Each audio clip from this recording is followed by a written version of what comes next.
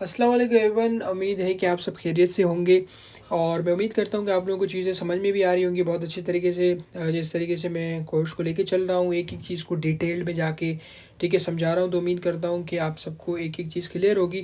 ٹھیک ہے، اپنا فیڈ بیک وغیرہ ضرور مجھے جو ہے وہ کامنٹ میں دے دیا کریں، ٹھیک ہے۔ اس سے مجھے بھی آئیڈیا ہوتا ہے کہ یار میں جو چیز سمجھا رہا ہوں پڑھا رہا ہوں وہ چیز صحیح سمجھ میں بھی آ رہی ہے یا نہیں آ رہی، ٹھیک ہے۔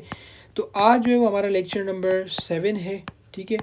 اس سے پہلے 6 لیکچرز ہو چکے ہیں، جو نیو ہیں ان کے لیے بتا دوں کہ وہاں پہ سب چیزیں کور کروائی ہوئی ہیں میں نے، ٹھیک ہے۔ تو ایک لیکچر جو ہے وہ اگلے لیکچر کے ساتھ کنیکٹڈ ہے، تو اگر نہیں دیکھا تو آپ پہلے وہ دیکھ لیں، انشاءاللہ آپ کو چیزیں کلیئر ہو جائیں گی، ٹھیک ہے۔ آج جو ہے وہ ہم اپنا ریونیو ایکویژن کو کور کریں گے، ٹھیک ہے۔ پچھلے لیکچر میں ہم نے اکاؤنٹنگ ایکویژن کو کور کیا تھا، تو آج جو ہے وہ ریونیو ایکویژن کو دیکھیں گے۔ اور میں نے آپ کو پچھلے لیکچر میں یہ بتایا تھا کہ اکاؤنٹ ایکویژن ایزی ہوتی ہے، کوئی مسئلہ نہیں ہوتا، لیکن ریونیو ایکویژن بھی ایزی ہے، ٹھیک ہے، بالکل ایزی سین ہے، لیکن اس میں کیا ہے کہ تھوڑی سی ایک دو چیزیں چھوٹی چھوٹی سی جو کہ میں ایٹ لیسٹ اپنے ٹائم پہ جب ان کو چیزوں کو دیکھ رہا تھا تو مجھے تھوڑا مسئلہ ہو رہا تھا ریونیو ایکویژن میں، ٹھیک ہے۔ چیزیں سمجھ میں نہیں آ رہی تھی، غلطی ہو رہی تھی، چھوٹی چھوٹی سی چیز کی وجہ سے غلطی ہو رہی تھی اور میرے مارکس کٹ رہے تھے، ٹھیک ہے۔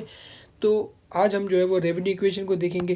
سب سے پہلے ریونیو ایکویژن کو یہاں پہ اگر میں لکھوں، ویسے تو اوپر لکھی ہوئی کہتا ہے پروفٹ پلس، ٹھیک ہے، لاس، پروفٹ یا لاس، ٹھیک ہے، پلس نہیں ہے یہاں پہ،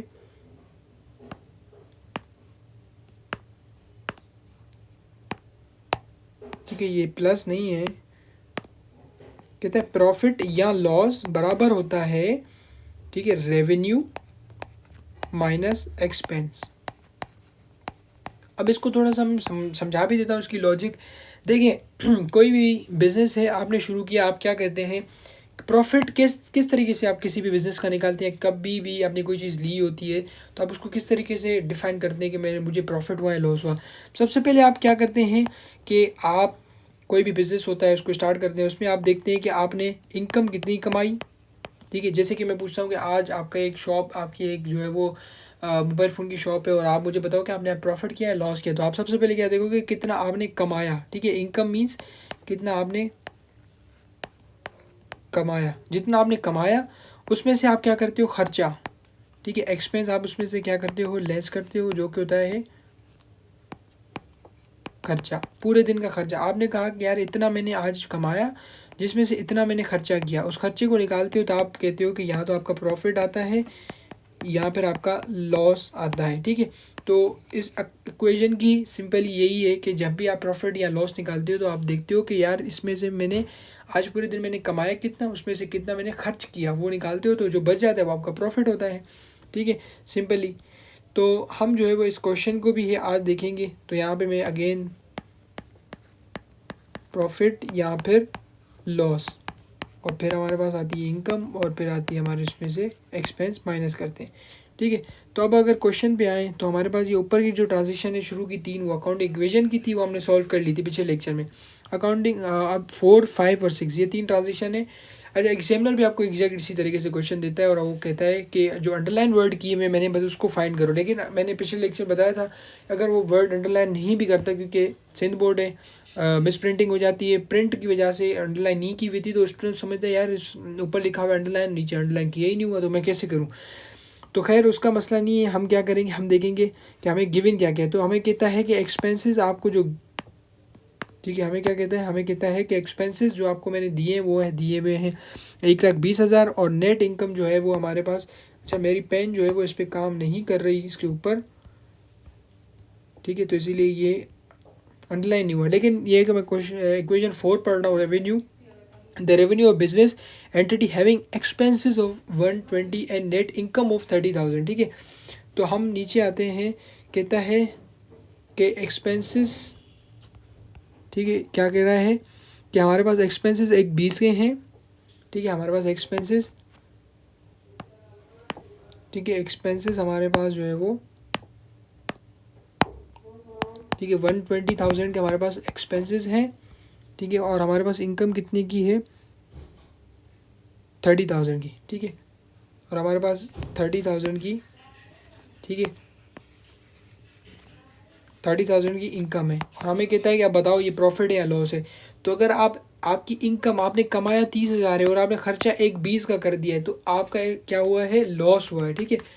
आप क्या करोगे, सिंपल कैलकुलेटर में लिखोगे 30,000, ठीक है, उसमें से 120 माइनस करोगे तो ये आपको मिल जाएंगे माइनस में, ठीक है, 90,000। और यहाँ पे हम क्या लिख देंगे, यहाँ पे हम लिख देंगे लॉस, ठीक है। साइंटिफिक कैलकुलेटर यूज़ करते हैं, उसमें सिंपली साइन के साथ वैल्यू आ जाती है। इसको आप इस तरीके से भी लिख सकते हो, ठीक है। 90,000 को यहाँ पे आपने लिखा लॉस, ठीक है, और यहाँ पे लिख दिया, ठीक है, इस तरीके से। या आप लॉस नहीं भी लिखते और जस्ट इस तरीके से भी लिख देते हैं तो इसका मतलब ये होता है कि हमें क्या हुआ है, लॉस हुआ है। अच्छा, उसके बाद हमें फिफ्थ पे आते हैं, कहते हैं expense of the business entity having revenue, ठीक है। रेवेन्यू मीन्स इनकम, ठीक है, या रेवेन्यू यूज़ करें, इनकम यूज़ करें, हम समझ जाएंगे। रेवेन्यू 180 के हैं और नेट लॉस हमें दिया है उसने, ठीक है। अब ये जो है ना टेक्निकल पॉइंट है, इसको अगर आपने समझ लिया है तो आपकी रेवेन्यू इक्वेशन कंप्लीट है, ठीक है।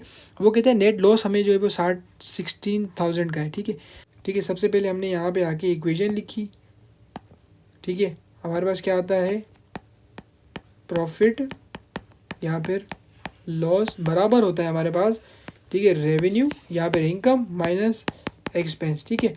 उसने हमें कहा है कि यहाँ पे आपके पास 16,000 रुपये का लॉस है, ठीक है। अब मैं गलती आपको बताता हूँ कि यहाँ पे स्टूडेंट क्या करता है, ठीक है। लॉस हमारे पास 16,000 रुपये के और 1,80,000 रुपये का हमारे पास रेवेन्यू है, ठीक है। 1,80 की हमारे पास क्या है, रेवेन्यू, ठीक है, माइनस, और ये हमारे पास एक्सपेंसेस नहीं गिवन, हमें एक्सपेंसेस फाइंड करने हैं। अब स्टूडेंट भी क्या करता है, सिंपली इसी तरीके से लिखता है, ठीक है। और ये क्या करता है, 16,000 रुपये, और यहाँ पे ये पॉजिटिव है तो उधर जाके ये माइनस करा देता है, ठीक है, और आंसर निकाल लेता है। ये हमारे पास जो है वो गलत है। क्यों? क्योंकि यहाँ पे अगर देखो आप, ठीक है, यहाँ पे अगर देखो तो वो कहता है लॉस है यहाँ पे, ठीक है। तो लॉस है तो इसका मतलब ये ऑलरेडी नेगेटिव है, ठीक है ना। प्रॉफिट होता है तो पॉजिटिव होता है, तो हम यहाँ पे क्या कर देंगे, हम इसके साथ नेगेटिव साइन लगाएंगे, ठीक है। ये हमारे पास नेगेटिव में है और फिर हमारे पास 1,80 जो है वो पॉजिटिव में है, ठीक है, और माइनस का साइन हमारे पास इस तरीके से, ठीक है। तो अब हम इसको किस तरीके से करेंगे, अब हम ये देखें यहाँ पे ये नेगेटिव में है, ये भी नेगेटिव में, तो हम क्या करेंगे, हम 1,80 को अपनी जगह पे रखेंगे, ठीक है, 1,80 को अपनी जगह पे रखेंगे। फिर ये हमारे हम इसको क्या करेंगे, ये माइनस हो रहा है उधर, हम इसको लेकर आ जाएंगे तो ये हो जाएगा हमारे पास प्लस, ठीक है। ये हमारे पास क्या हो जाएगा, 16,000 रुपये का प्लस, और ये यहाँ पे माइनस हो रहा है जो कि हमारे पास ये क्या है, हमारे पास ये है एक्सपेंस, ठीक है। और एक्सपेंस को उठा के हम जब इधर लेकर आएंगे तो ये हमारे पास हो जाएगा पॉजिटिव में एक्सपेंस आ जाएगा, ठीक है। ये हमारे पास क्या हो जाएगा, पॉजिटिव में एक्सपेंस आ जाएगा, तो इन दोनों को प्लस करेंगे तो हमारे पास जो एक्सपेंस आ रहा है 1,80,000 प्लस 16,000, तो ये आ रहा है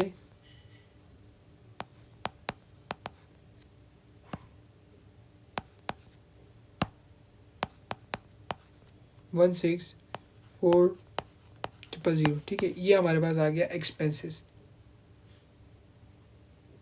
ठीक है।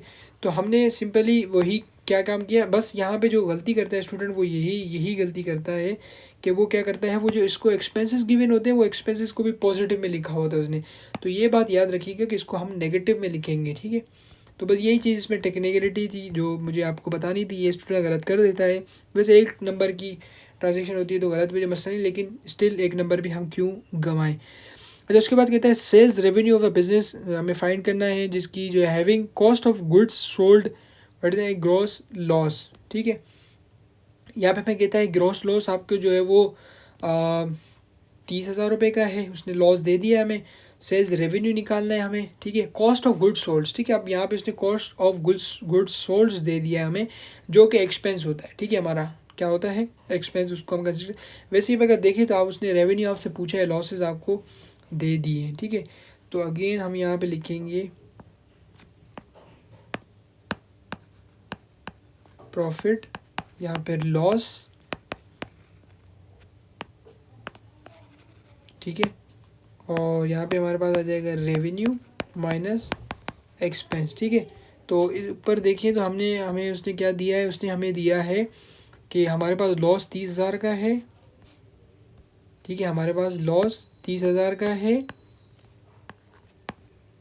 ठीक है। और ये लॉस है तो मैं इसको नेगेटिव साइन में रखूँगा, ठीक है। और उसके बाद हमें जो है वो उसने क्या दिया है, उसने हमें दी कॉस्ट ऑफ गुड्स 2,10,000 रुपये का, ठीक है। कॉस्ट ऑफ गुड्स सोल्ड जो हमारे पास क्या है, रेवेन्यू हमें फाइंड करना है, और 2,10,000 रुपये के एक्सपेंसेस उसने हमें गिवन किए हैं, ठीक है। तो अब हम इसको किस तरीके से रखेंगे हमारे पास, ठीक है। तो ये हमें गिवन है और ये हमारे पास नेगेटिव में है और ये हमारे पास पॉजिटिव में है, ठीक है। तो हम रेवेन्यू को इधर भी नहीं ले जा सकते, क्यों, क्योंकि वो नेगेटिव में हो जाएगा। तो हम रेवेन्यू को नेगेटिव में नहीं रखना चाहते, हम इसको पॉजिटिव में ही रखेंगे, ठीक है। तो रेवेन्यू हम जो है वो इधर ही रखेंगे, जैसे कि आपने पढ़ा होगा हमेशा कि जो है वो इज इक्वल से पहले वाली साइन कभी भी जो है वो कोशिश कीजिएगा कि उसको आप माइनस में ना रखें, वो पॉजिटिव में होनी चाहिए, ठीक है। तो रेवेन्यू को हमने वहीं पे ही रखा, ठीक है। और ये हमारे पास माइनस हो रहा था तो हम इसको इधर लेकर आ गए, ठीक है। तो 30, ठीक है।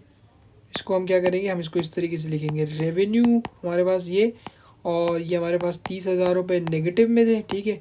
और इसमें हम ये नेगेटिव में था, तो अब इसको इधर लेकर आएंगे तो ये क्या हो जाएगा, पॉजिटिव। तो हमने इसको क्या कर दिया, 2,10, ठीक है, पॉजिटिव में कर दिया। तो अगर इसको करें 2,10,000 में से माइनस करें अगर 30,000, तो ये आ जाएगा हमारे पास रेवेन्यू 1,00,000, ठीक है, 80,000। अगर इसमें समझ भी नहीं आती ना, तो आप साइंटिफिक कैलकुलेटर अलाउ होता है आपको, तो आप सिंपली क्या लिखें, -30,000 लिखें और फिर प्लस 2,10,000 रुपये लिखेंगे, तो आपके पास सिंपली आंसर आ जाएगा, ठीक है। तो रेवेन्यू इक्वेशन में समझने वाली चीज़ ये लॉस वाली थी, लॉस को आपने नेगेटिव में रखना है अगर गिवन है आपको, ठीक है। और बाकी ये कि आप आगे पीछे करके प्रॉपर मैथ्स अप्लाई करनी है और आपने कर लेना है, ठीक है। तो हमारा जो है वो रेवेन्यू इक्वेशन भी कंप्लीट हो गई यहाँ पे। इससे अगले लेक्चर में इंशाल्लाह मैं आप लोगों को एक छोटा सा कॉन्सेप्ट है जो कि एग्जाम में टेस्ट करता है, तो यहाँ पे हमें 5 मार्क्स तो हमारे कंप्लीट हो गए, बाकी 5 मार्क्स वो एक छोटा सा क्वेश्चन है, वो भी बस जस्ट लॉजिक है उसकी समझानी है, वो करेंगे इंशाल्लाह। तो हमारे पास चैप्टर नंबर 1 कंप्लीट हो जाएगा। उसके बाद जितने भी 10 ईयर के इसके क्वेश्चन आए हुए मैं कोशिश करूँगा कि उन सबको एक ही बारी में एक साथ कंप्लीट करा दूँ, और फिर एक रिवीजन का लेक्चर अपलोड करके इस चैप्टर को यहाँ पे ख़त्म कर देंगे। यहाँ फिर हम जो है वो अगली क्लास में ख़त्म करके आगे बढ़ जाएंगे। कोई 10 ईयर वेनियर के इधर क्वेश्चन हम नहीं करेंगे इतने ज़्यादा, लेकिन अभी आप लोगों का जो टास्क है वो टास्क ये है, होमवर्क ये है कि आप लोगों ने क्या करनी है, ये जो इस तरीके की क्वेश्चन जितने भी 10 ईयर में आए हुए हैं, ठीक है, इस तरीके के क्वेश्चन जितने भी 10 ईयर में आए हुए हैं, आप लोगों ने क्या करना है, उन सबको सॉल्व करना है। उसमें कोई मसला आता है मुझे आप कमेंट में बता दीजिएगा, क्वेश्चन नंबर कौन सी ईयर में, मैं इंशाल्लाह उसको कल फिर या परसों जैसे हम लेक्चर अपलोड करेंगे अगला लेक्चर उसमें एड्रेस कर दूंगा, या उसका आंसर आपको कमेंट में ही बता दूंगा, ठीक है। तो सबसे अभी आपका काम क्या है, पूरे 10 साल के जितने भी इस तरीके के क्वेश्चन आए हुए जो अकाउंट इक्वेशन और रेवेन्यू इक्वेशन के, तो आपने उनको क्या करना है, जाके सॉल्व करना है, ठीक है। बस इतना काम करना है और कुछ भी नहीं करना। इंशाल्लाह आपका ये पूरा 10 ईयर भी जो है ना साथ ब साथ मैं आपको कंप्लीट करा दूंगा, तो 10 ईयर भी आपका साथ ब साथ यहाँ पे कंप्लीट हो जाएगा, ठीक है। तो उम्मीद है ये चीज़ आपको क्लियर हो गई होगी। मिलते हैं फिर अगले लेक्चर में, तब तक अल्लाह हाफिज़, दुआ में याद।